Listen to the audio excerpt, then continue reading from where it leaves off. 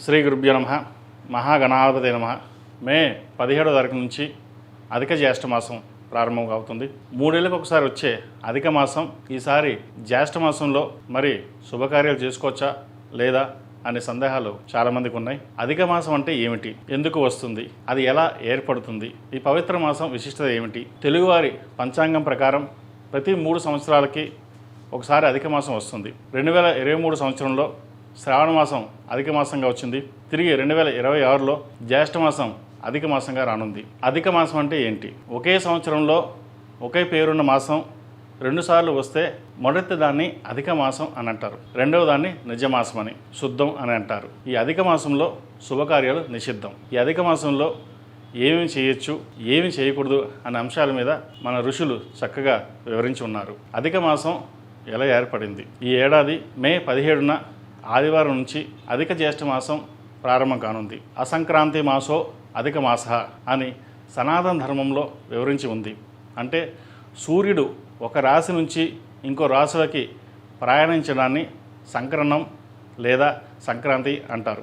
ఏ మాసంలో అయితే సూర్యుడు ఒక రాశి నుంచి ఇంకో రాశులకి ప్రవేశించడో ఆ మాసాన్ని అధిక మాసం అంటారు. శాస్త్రీయ కోణం నుంచి చూస్తే, చాంద్రమానం ప్రకారం చూస్తే ఒక సంవత్సరానికి 355 రోజులు మాత్రమే ఉంటాయి. అదే సౌరమానం ప్రకారం 365 రోజులు ఉంటాయి. ఈ రెండింటికి మధ్య ఉన్న తేడా 11 రోజులు. ప్రతి 33 నెలలకోసారి అధిక మాసం ఏర్పడుతుంది. అంటే ఏడాదికి 11 రోజులు చొప్పున 3 సంవత్సరాలకి సుమారుగా 30 రోజుల పైన అవుతుంది. ఈ కాలాన్నే అధిక మాసంగా పరిగణించాలని శాస్త్రం చెబుతోంది. ఏ నెలలో అధిక మాసం అవుతుంది? ఏ నెలలో సూర్యుడు ఒక రాశి నుంచి మరో రాశులకి ప్రవేశించడో, అంటే సూర్య సంక్రమణం జరగదో ఆ నెల అధిక మాసం అవుతుంది. అధిక మాసాన్ని పురుషోత్తమ మాసం అని కూడా అంటారు. ఈ మాసానికి అధిపతి శ్రీ మహావిష్ణువు. అధిక మాసం ఎప్పుడు వస్తుంది? సాధారణంగా చైత్ర మాసం నుండి ఆశ్వీజ మాసం మధ్యకాలంలో అధిక మాసం ఏర్పడుతుంది. ఈ 2026లో అధిక మాసం ఎప్పుడు? 2026 సంవత్సరంలో మే 17 ఆదివారం నుండి అధిక జ్యేష్ఠ మాసం ప్రారంభమవుతుంది. ఈ ఏడాది జ్యేష్ఠ మాసం 2 సార్లు వస్తుంది.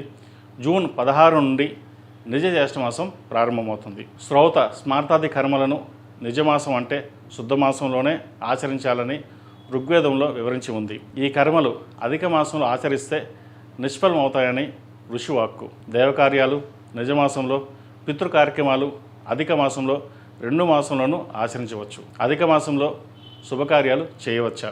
అధిక మాసంలో శుభకార్యాలు నిషిద్ధమైనప్పటికీ సత్యనారాయణ వ్రతాలు, నవగ్రహ హోమాలు, శాంతి పూజలు నిరభ్యంతరంగా చేసుకోవచ్చు. అధికస్య అధిక ఫలం. అధిక మాసంలో లౌకికమైన శుభకార్యాలు నిషేధమైనప్పటికీ జపతపాలు అనుష్ఠానానికి ఎంతకు మించిన శుభ సమయం మరొకటి ఉండదు.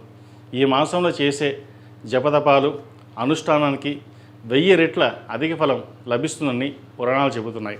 అందుకే అధికస్య అధికం ఫలం అంటారు. అధిక మాసంలో ఎంత ఎక్కువగా జపతపాలు అనుష్ఠానాలు చేస్తే అంత ఎక్కువ ఫలితం లభిస్తుందని అర్థం.